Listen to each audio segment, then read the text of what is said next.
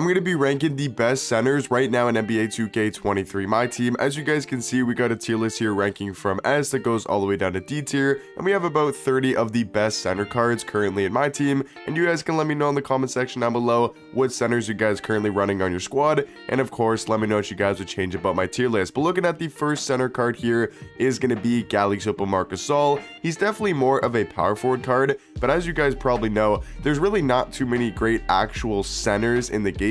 There's going to be a ton of actual primary centers on this list, but there's going to have to be some cards that can also play power forward at a high level, and the perfect example of that is going to be Marcus Gasol. If you're going to use this card on most lineups, he's probably going to play your power forward position, but he can also play center, you know, being 7'1" with a 7'4" wingspan, and he's still going to be a really good defender in game. So his primary position is more of a power forward, but can still play center at a high level. He's a great defender. He can space out the floor with a good jump shot. You know, he's fairly quick for his center card, 90 speed, 90 acceleration. So I think he's probably going to be somewhere in that B tier category. Artis Gilmore, same kind of situation, can also play power forward, probably at a way higher level, but can still play center at a decently high level, right? 7'2" at center, 7'5" wingspan. We know his defense is going to be top tier, and he might actually be a little bit better at center just because his card really isn't too great offensively.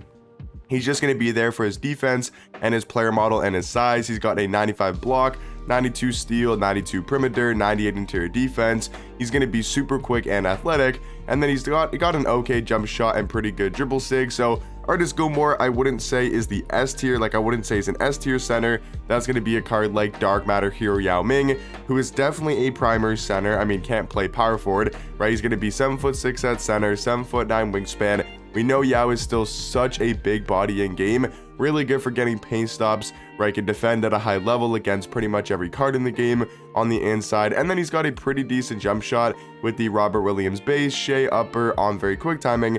So they did give him a good enough jump shot where he can space out the floor, knock down threes when he needs to. He's got a 92 3 ball and some pretty good Hall of Fame shooting badges, including blinders, catch and shoot, claymore, corner specialist, deadeye, green machine, guard up, and even has Hall of Fame limitless range. So I feel like Yao got to be one of the best centers in my team, probably the second or third best center in the game. So obviously going to be in S tier. Now endgame D-Rob is a card that, once again, I think is so much better at power forward. If you have endgame D-Rob on your squad, you're most likely going to run him at the power forward position, but he's still going to be 7'1", can play center, 7'5" wingspan, still has a crazy good player model. So I had to include some cards like this because there's just not that many great center cards in the game, which is a little bit disappointing from 2K's part. I feel like they should have given us, you know, so many better centers in the game.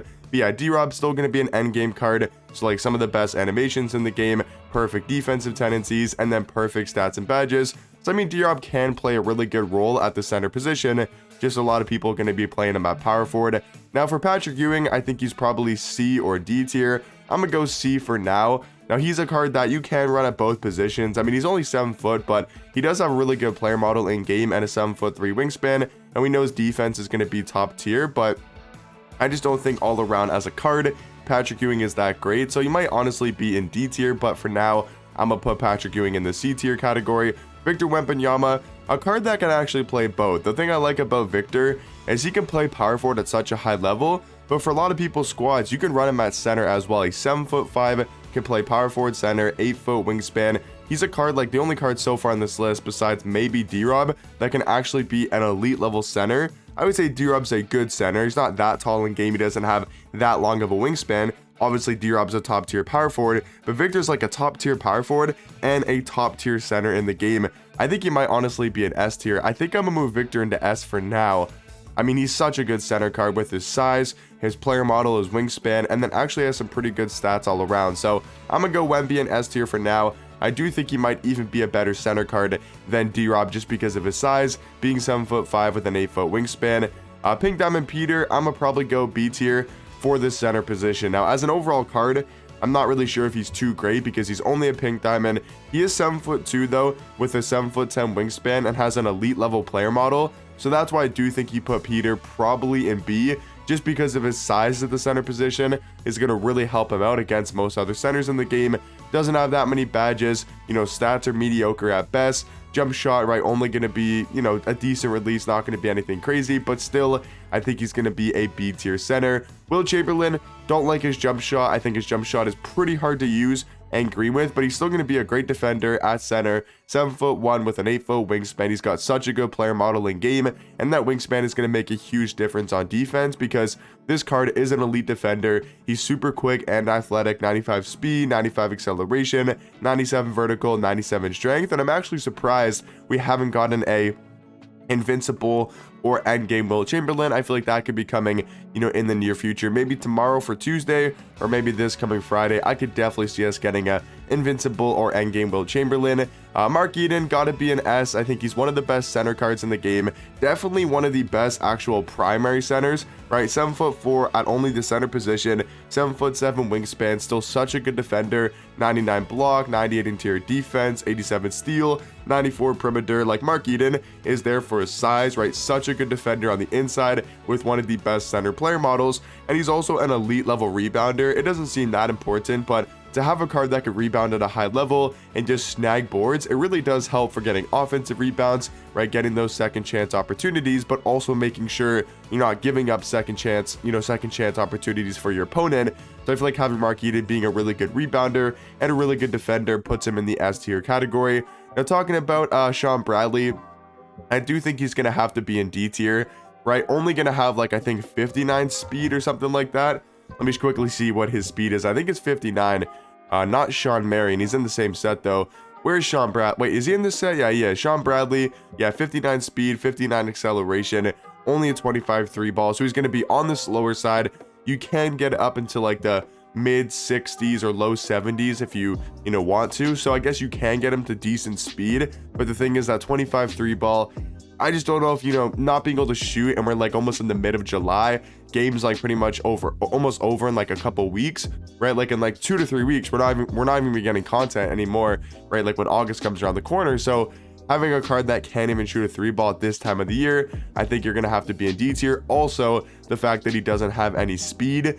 Joel Embiid, I'm not sure if he's going to be an S. I'm going to put him in A for now. He's definitely a better card than a Mark Eden, but at center, I would take Eden over him just because of his size and his player model and his defensive ability. So I do think Joel Embiid for now going to be in that A tier category. Rick Smith, kind of similar situation. I do think he's a better center card than Joel Embiid. Joel Embiid is probably the better all-around card. But yeah, Rick Smith is 7'4" at the center position, 7'7" wingspan. I think he's a great defender, has a great player model. He's a really good defender on the inside, but then also has a great jump shot with that KCP base on very quick timing, is a great jump shot, so able to knock down threes at a really high level. So I do think Rick Smith easily going to be an S, maybe the best center so far in the S tier category. Dikembe Mutombo, I would say just a better or worse version of Artist Gilmore. They're pretty much the exact same card, depending what you need from your power forward position or depending whose jump shot you prefer, but pretty much the exact same card with Dikembe and Artist Gilmore. Walker Kessler, I think, is also going to be an A tier,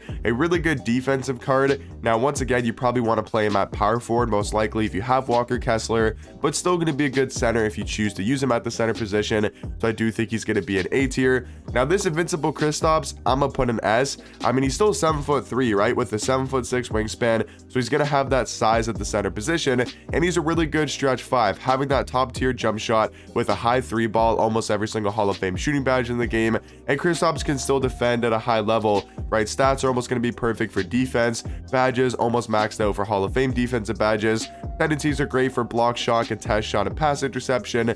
So yeah, I do think the Invincible Kristaps going to be an S tier, and then I think this Kristaps, the normal Dark Matter 16-bit version, I think is going to be an A. Still could be a great center card, like him more than a Mark Eden, or sorry, like him more than a Marc Gasol and a Pig Diamond Peter. I think Dark Matter Brook Lopez is going to be in B. He's only 7'1" at center. I think he'd be a much better card if he was like Marc Gasol and also could play power forward, but he's a primary center, like that's the only position he can play. I do think he's going to be in B tier though. Still a very decent defender and can knock down threes. Galaxy Yao Ming, gotta put him in S tier as well. Gonna be a lot of centers in S because they're all around the same range. I mean, this Yao Ming card's still gonna be on that Dark Matter Yao level. He's still gonna be 7'6" at center with a 7'9" wingspan and have that crazy good player model in game. Mitchell Robinson, I think is also going to be in B tier, same kind of range as Brook Lopez. Manute Bol, easy S tier category. I would say the best center in the game still. He's 7'7" with an 8'5" wingspan, one of the best player models.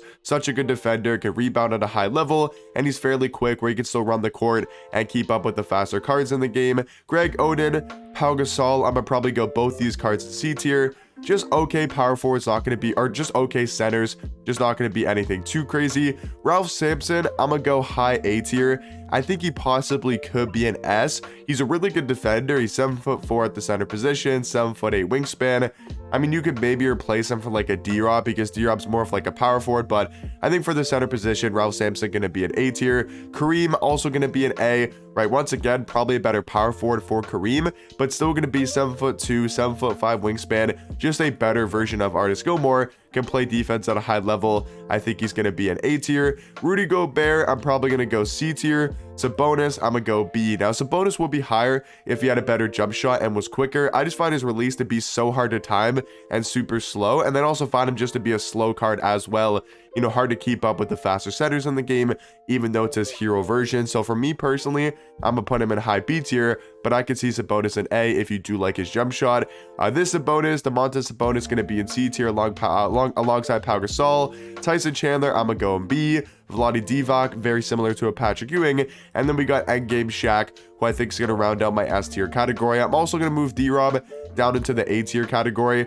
I just want to have, like, you know, these 8 centers. I don't really want to have 9, right? Just kind of want to balance it out, have 8 in the A tier and 8 in the S tier category. But yeah, guys, that's going to be my center card tier list. Let me know in the comment section down below what you guys would change about it, and I'll catch you guys in the next one.